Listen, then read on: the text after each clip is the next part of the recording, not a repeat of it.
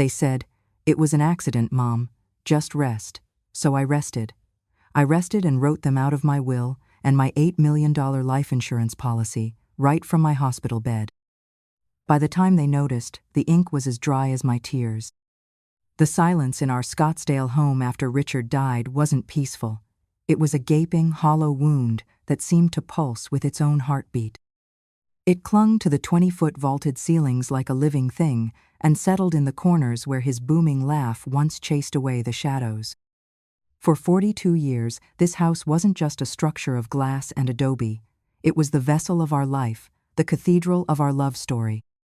We built it not just on Richard's brilliant architectural vision, but on my steady, pragmatic savings from 20 years as a surgical nurse at Phoenix General. He was the artist with stars in his eyes. I was the foundation with calculations in my head.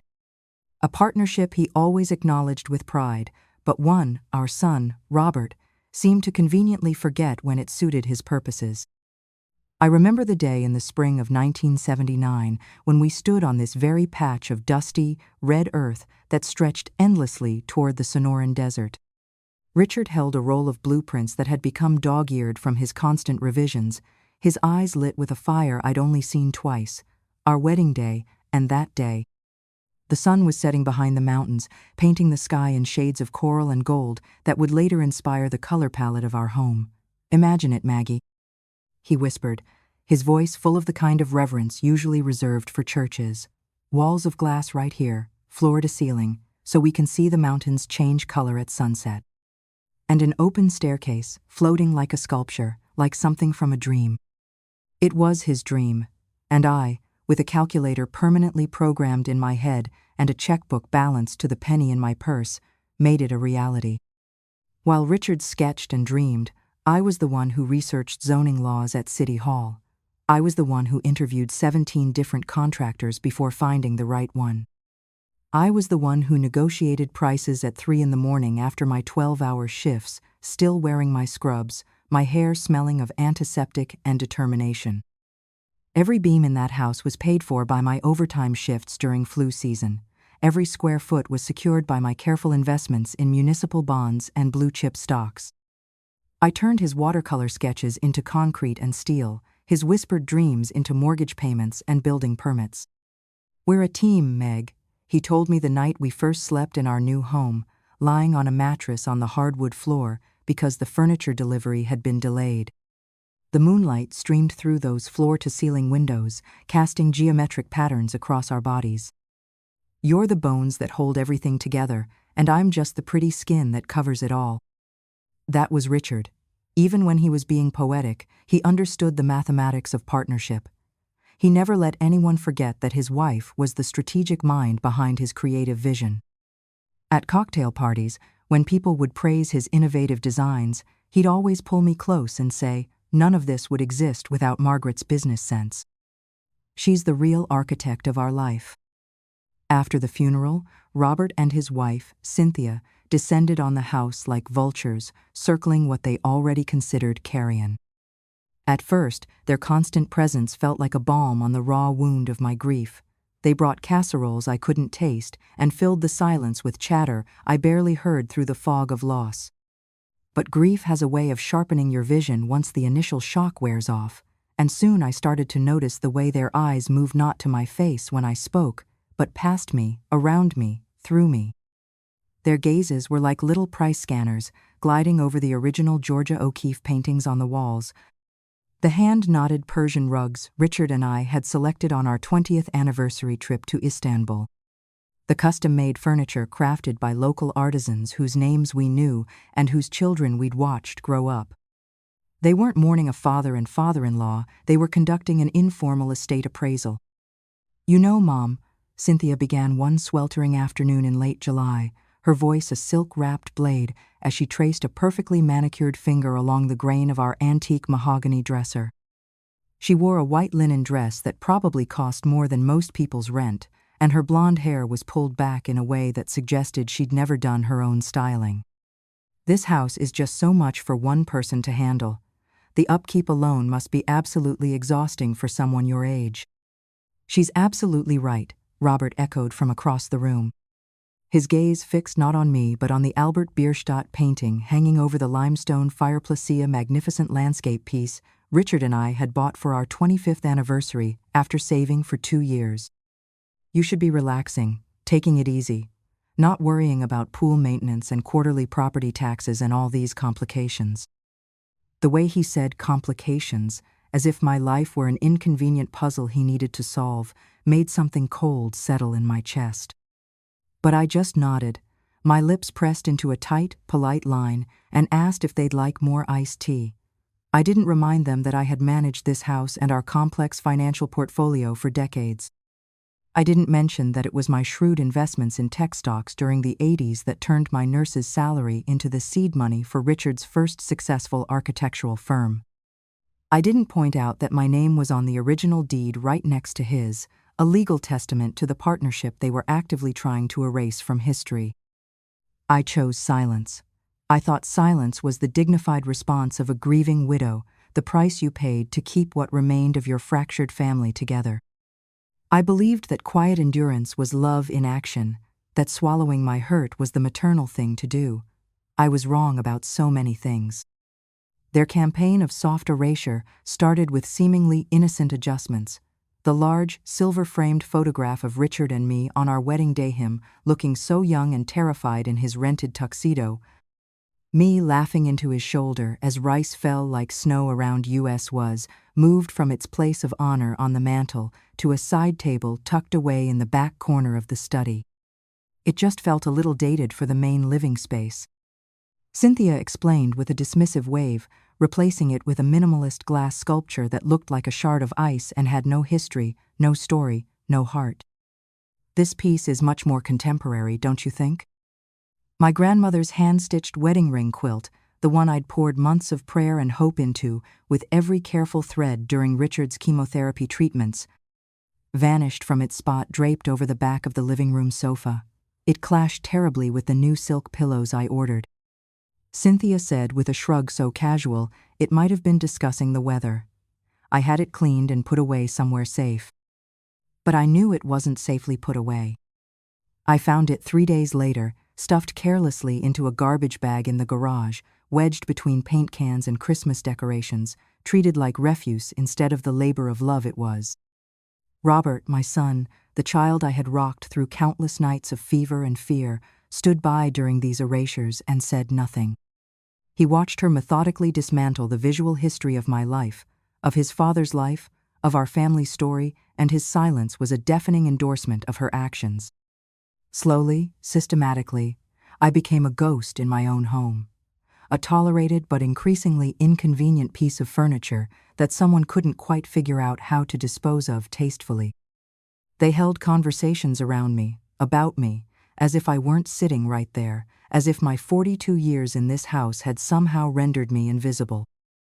I heard them planning improvements they wanted to make, discussing which walls they might knock down to open up the space, debating whether the master bedroom needed to be completely redesigned.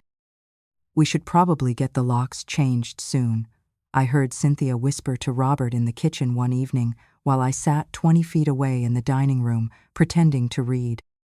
"Just for security purposes, you understand. You never know who might have copies of keys." My key, the brass key I'd carried on my keychain for 40 years, the one worn smooth by decades of my thumb, was suddenly a security risk. The woman who had literally built this house was now considered a potential intruder in her own home. I said nothing. I just kept a mental tally, a careful accounting in the quiet corners of my mind. I recorded every slight, every dismissive phrase, every glance that looked through me instead of at me. Silence isn't weakness, I was learning. Silence is a ledger, and I had always been a very meticulous bookkeeper. The accident happened on a Tuesday morning in early September, a day so crystalline and cloudless it felt like nature was mocking the darkness that was about to unfold. The grand, floating staircase Richard had designed was the architectural heart of our home, a spiral of hand-polished mesquite wood and brushed steel that seemed to defy gravity as it curved upward toward the second floor. I was coming down slowly, as I always did now, my hand gripping the cool metal rail for support. I had my morning coffee in a blue ceramic mug, In my other hand, the mug Richard had made for me in a pottery class we took together during his brief retirement attempt. Robert was behind me on the stairs, supposedly on his way out to his car. He'd been staying with us more and more frequently, claiming it was to keep me company, though I rarely saw him except at mealtimes and when he needed something. "Careful, Mom," he said, his voice too close, his presence too immediate. I could feel his breath on the back of my neck, could smell his cologne, something expensive and sharp that Cynthia had probably chosen. He placed a hand on the small of my back, right where my spine curved. It wasn't a gesture of support or affection. It wasn't gentle or protective.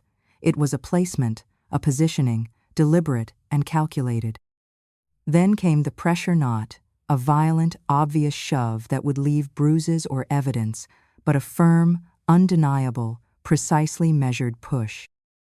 Just enough to use the immutable laws of physics against me, to shift my center of gravity forward, beyond the point of recovery, over the edge of the step where my foot had been securely planted. My foot slipped on the polished wood. The world became a nauseating, kaleidoscopic blur of hand-carved banisters, white-painted walls, and the blinding cascade of light from the crystal chandelier Richard had imported from Prague. Time moved like honey, every millisecond stretched into agonizing clarity. I remember the sharp, sickening crack that came from somewhere inside my hip, a sound like a dry cottonwood branch snapping in a desert windstorm. I remember the scalding coffee splashing across my chest and arms, the ceramic mug exploding into sharp fragments that scattered like confetti across the hardwood floor. And then, as I lay crumpled and broken at the bottom of the stairs that had once been the pride of our home, I remember looking up through the pane and seeing the faces of my son and his wife looking down at me from the landing above. There was no horror in their eyes, no shock, no panic, no rush to help. There was something else entirely, something cold and calculating, appraisal, a quiet clinical assessment, as if they were watching a carefully orchestrated plan unfold exactly as they had hoped. They didn't want to kill me. That would have been too messy, too suspicious, too legally complicated. They just wanted to incapacitate me, to render me helpless and dependent, to create the perfect justification for taking control of my life and my assets. The accident that wasn't an accident was designed to make me exactly vulnerable enough to need their help. I woke up 43 hours later in a sterile, whitewashed world of beeping machines and the sharp smell of industrial disinfectant. A kind-faced doctor with tired eyes and silver hair told me I had suffered a severe fracture to my left hip, that the emergency surgery had been successful, that the titanium rod and pins would hold, and that I was incredibly lucky to be alive. But as I lay there, a prisoner in a body that had betrayed me, tethered to machines that monitored every breath and heartbeat, I knew luck had absolutely nothing to do with what had happened on those stairs. Pain has a way of burning through the fog of denial and wishful thinking, and for the first time in months, maybe years, I saw everything with perfect, devastating clarity. My son had pushed me down those stairs. My own child, the baby I had nursed and raised and sacrificed for, had calculated that my injury was worth more to him than my well-being. The realization didn't come as a shocking revelation, but as a slow, inexorable understanding, like watching the sun rise over the desert mountains, inevitable and illuminating and terrible. They visited me every day, bringing lilies that smelled like funeral parlors and wearing smiles that never quite reached their eyes. We were so terrified. Cynthia cooed, fluffing my pillows with touches that felt like ice against my skin. "When we heard you fall, when we saw you lying there, we thought we'd lost you." Robert just stood at the foot of my hospital bed, hands buried deep in his pockets, looking like a man waiting for a bus that was taking far too long to arrive. He couldn't meet my gaze, not once, not for even a fleeting second. His eyes would start to move toward my face and then slide away, focusing on the monitors, the flowers, the window, anywhere but the person he had tried to break. On the third day, they finally laid their real cards on the table with all the subtlety of a sledgehammer. "We've been doing a lot of thinking, Mom," Robert began, settling into the uncomfortable visitor's chair with the practiced ease of someone who had rehearsed this conversation. His voice carried that manufactured tone of concern, so thick with false sincerity that I could have choked on it. Your recovery is going to be long and incredibly difficult. The physical therapy alone will take months, maybe longer at your age. Cynthia placed a glossy, full-color brochure on my bedside table with the gentle precision of someone laying flowers on a grave. The cover featured a group of smiling, silver-haired seniors playing shuffleboard under a perfect, cloudless Arizona sky, all of them looking deliriously happy to be warehoused together in matching pastel outfits. The place was called Desert Sunset Manor, and it looked like a country club designed by someone who had never actually met an elderly person. It was a brochure for a gilded cage, a pretty prison with organized activities and supervised medication distribution. We found this absolutely wonderful assisted living community, Cynthia added, her voice bright with the kind of enthusiasm usually reserved for discussing vacation destinations. They have 24-hour nursing staff, physical therapy on site, even a hair salon and a library. You wouldn't have to worry about anything ever again. Robert leaned forward, his elbows on his knees, trying to project sincerity. We could sell the house to cover all the costs, he said, as if this were a brilliant, original solution that had just occurred to him. It would take such a huge weight off your shoulders, Mom. You wouldn't have to deal with property, taxes, maintenance, insurance, any of those headaches. You could just focus on getting better. That was the moment. The precise instant when the part of me that had been soft and forgiving and endlessly accommodating for so many decades didn't just turn to ice-ate shattered completely. And what emerged from underneath was something diamond-hard and absolutely unbreakable. They weren't just trying to push me out of my home, they were attempting to bury me alive in a brochure, to erase me from my own life before I was even gone. They thought I was a fragile, confused old woman, addled by pain medication and overwhelmed by grief. They had forgotten who I really was underneath the apron and the quiet smiles. They had forgotten that I was the woman who kept the books, who negotiated the contracts, who built the very fortune they were so desperately eager to get their hands on. They mistook my kindness for weakness, my silence for senility, my love for stupidity. It was the most expensive miscalculation they would ever make. When they left that afternoon, promising to start the paperwork to get me settled into that wonderful community as soon as possible, I didn't cry. I didn't scream or rage or throw things. I waited until the steady rhythm of the heart monitor calmed my breathing and the hallway outside my room grew quiet. Then I pressed the call button for the nurse with the deliberate precision of someone launching a missile. Her name was Maria Santos, a woman about my age with intelligent, tired eyes that had seen everything human nature had to offer and weren't particularly surprised by any of it anymore. She had worked at Scottsdale General for 23 years, and there was something in her face that told me she understood family dynamics that went far beyond what appeared on the surface. "I need to make a phone call," I said, my voice quiet but carrying the kind of authority that comes from making life and death decisions in hospital settings. "A personal call. It's extremely urgent." She must have seen something in my face, a resolve she recognized from her own life experiences. Her gaze flickered from my eyes to the glossy assisted living brochure still sitting on my bedside table, and a spark of wordless understanding passed between us. The kind of communication that happens between women who have learned that sometimes you have to save yourself because no one else will do it for you. Without asking any questions, she handed me her personal cell phone. I dialed a number I knew by heart, one that had been scrawled on the notepad by our kitchen phone for 40 years. "Law offices of Graves, Patterson and Associates. Arthur Graves, please." Arthur was Richard's lawyer, his closest confidant, and his best friend from their college days at Arizona State. He was the executor of our wills, the keeper of our family's most important secrets, and the only person outside of Richard who truly understood the financial architecture of our life together. When he came on the line, his voice immediately shifted into alarm mode. "Margaret, my God, what's happened? Are you all right? I heard about your fall, but..." "I'm at Scottsdale General, room 304, Arthur." I interrupted, my words coming out with the clipped efficiency of someone who had made critical decisions under pressure for decades. "And I need you to bring a notary, immediately. And bring all the files, every single one of them, especially the life insurance policy." There was a pause, and when Arthur spoke again, his voice had dropped into the gruff, protective tone I remembered from the few times Richard had been truly angry about something. "Say no more, Margaret. I'm on my way. Don't sign anything. Don't agree to anything. Don't let anyone pressure you into any decisions until I get there." He arrived in 37 minutes, looking like a thundercloud in a perfectly tailored suit. Arthur was a big man, 6'4" with silver hair, and the kind of presence that made people step aside in courtrooms. He took one long look at my battered face, the sterile hospital room, and the shuffleboard paradise brochure on my nightstand, and his expression set like concrete. He didn't ask what had happened. He didn't need to.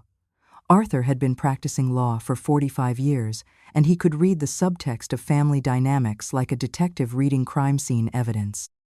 He simply laid out the documents on the rolling hospital table with the reverence of a priest arranging communion, each paper representing a different aspect of the life Richard and I had built together. My will, the family trust documents, the property deeds, the stock portfolios, the art collection insurance policies. And there, in a manila folder marked Confidential, the $8 million life insurance policy from Northwestern Mutual that had listed Robert Sterling as the sole primary beneficiary since the day he was born. "I want to change everything," I said, my voice completely devoid of emotion. "All of it, every single document." Arthur's pen moved across legal pads as I dictated my instructions with the calm precision of a surgeon removing a tumor. My hand trembled slightly as I signed each document, but my signature was firm and clear, a black slash of finality on crisp white paper. The notary, a soft-spoken woman named Patricia, and 2 nurses, including Maria, stood as witnesses, their faces professionally impassive, but their eyes holding a quiet, unmistakable solidarity that women recognize in each other. I didn't disinherit Robert in a fit of emotional rage or temporary insanity. I did it with the cold, methodical precision of someone executing a carefully considered business decision. The house, the investment accounts, the art collection, the furniture, even Richard's vintage car collection, all of it was immediately transferred into a newly created charitable trust with ironclad legal protections. The Richard and Margaret Sterling Foundation for Animal Welfare. I dictated to Arthur, my voice clear and strong despite the pain medication coursing through my system. Dedicated to the rescue, rehabilitation, and rehoming of abandoned and abused animals throughout the state of Arizona. Then came the coup de grace. I signed the beneficiary change form for the life insurance policy, the $8 million safety net that Robert had been counting on. The golden parachute he'd tried to hasten with a carefully calculated push down a flight of stairs. With a few strokes of a pen, that money was now legally and irrevocably promised to every stray dog and forgotten cat in Arizona, to animals who had been abandoned and betrayed by the people they trusted most. When it was finished, when every signature was notarized and every form was properly witnessed, a profound sense of peace settled over me like a warm blanket. I hadn't destroyed something out of spite or revenge. I had repurposed it, redirected it toward recipients who would never take kindness for granted. I had protected Richard's legacy from the one person he never thought he'd have to protect it from, his own son. They found out exactly 2 weeks and 3 days later. They must have moved with impressive speed, hiring a realtor and scheduling an appraiser while I was still struggling through physical therapy, learning to walk again with a titanium rod holding my bones together. Robert called me at my new apartment in a senior living community I had researched and selected and paid for entirely myself, a place with beautiful views of the McDowell Mountains and a waiting list longer than most people's arms. His voice was full of arrogant confusion when he called, the tone of someone who expected his problems to be easily solved by other people. "Mom, there's some kind of mix-up with the house. The realtor says she can't list it because the title has been transferred to some kind of trust. It must be a clerical error somewhere." "It's not an error, Robert," I said calmly, watching a hummingbird hover outside my new window, its wings beating so fast they were invisible. What do you mean it's not an error? And the bank called, they said our joint investment accounts have been frozen pending some kind of legal review. What the hell did you do? His voice was rising now, cracking with the first real notes of panic I'd heard from him since he was a child afraid of thunderstorms. I did exactly what I had to do to protect your father's legacy from people who didn't deserve it, I replied, my voice as cold and distant as the space between stars. It's our legacy too. Dad would have wanted me to have it. He always said the house would be mine someday. The carefully constructed facade of the caring son was crumbling now, revealing the greedy, entitled child who had been hiding underneath all along. Your father wanted his wife to be safe and protected, I said, each word measured and precise. He didn't account for the possibility that his own son would become the biggest threat to that safety. You made your choice on those stairs, Robert. This is mine. I hung up the phone before he could respond. I didn't need to hear his excuses, his denials, his sudden, convenient remorse. I had spent 68 years listening to other people's explanations for their behavior. Now it was my turn to speak through action, and my silence was the loudest statement I'd ever made. He came to see me exactly 1 month later, arriving without Cynthia for the first time since Richard's funeral. He stood in the doorway of my bright, cheerful apartment, no longer the confident heir apparent, but a hollowed-out man who looked like he'd aged 5 years in 30 days. His expensive suit was wrinkled, his hair was uncombed, and there were dark circles under his eyes that spoke of sleepless nights and difficult conversations. They're auctioning off all the furniture next Thursday, he said quietly, his voice barely above a whisper. The foundation is selling everything to raise money for their new animal shelter. Even Dad's drafting table, even your grandmother's china cabinet. I said nothing. I was watering my new orchid, a beautiful white phalaenopsis that had bloomed for the first time that very morning, filling my small living room with delicate fragrance. Please, Mom, he begged, and tears I had never seen before, not even at his father's deathbed, began streaming down his face. I know I screwed up. I know I was stupid and greedy and horrible, Cynthia. She put all these ideas in my head about financial planning and securing our future, but that's no excuse. I was weak. I was wrong. Just, please, undo this. We can talk, we can work something out, we can fix this mess.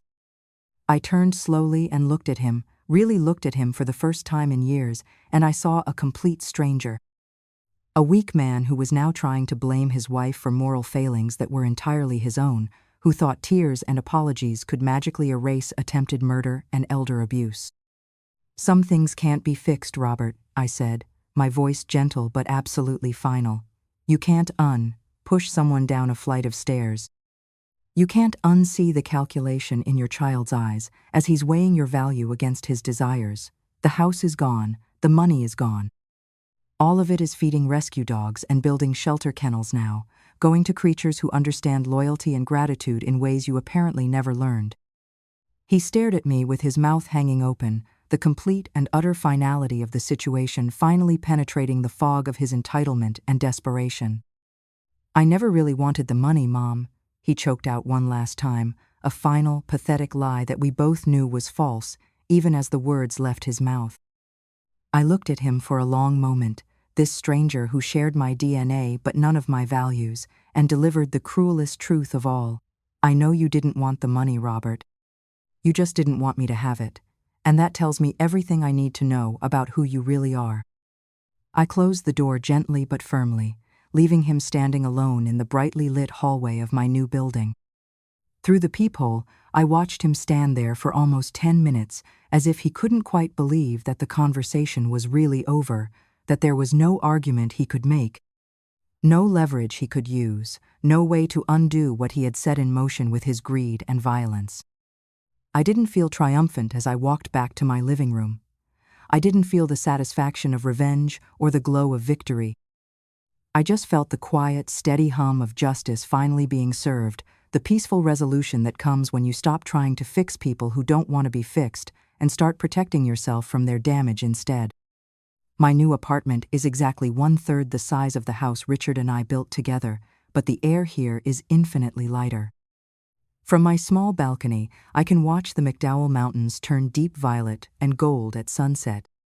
And I'm reminded every evening that some of the most beautiful things in life are the ones you don't have to share with people who don't appreciate them. I volunteer at the new animal shelter twice a week now, the Sterling Center for Forgotten Paws, a state-of-the-art facility that opened 6 months after the foundation was established. The dogs and cats there don't know my story, don't care about my past or my money or my family drama. They just know that I have gentle hands and my pockets are always full of treats, that I show up consistently and speak to them with kindness, that I understand what it means to be abandoned by the people who were supposed to love you most.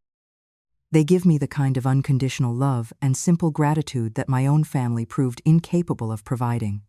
Every tail that wags when I walk into a kennel, every purr from a cat who's learned to trust again, every successful adoption that finds a forever home for an animal who had given up hope, these are the dividends from my investment in justice, the returns on a portfolio built from self-respect instead of blood ties. If you've ever been made to feel like a burden in the very life you built with your own hands and sacrifice, if your love and generosity were treated like natural resources to be mined and exploited until there was nothing left, if the people closest to you looked at you and saw only a dollar sign standing between them and their desires, an inconvenient obstacle to be removed or managed, then you need to hear this message clearly. Your value as a human being is not defined by other people's greed.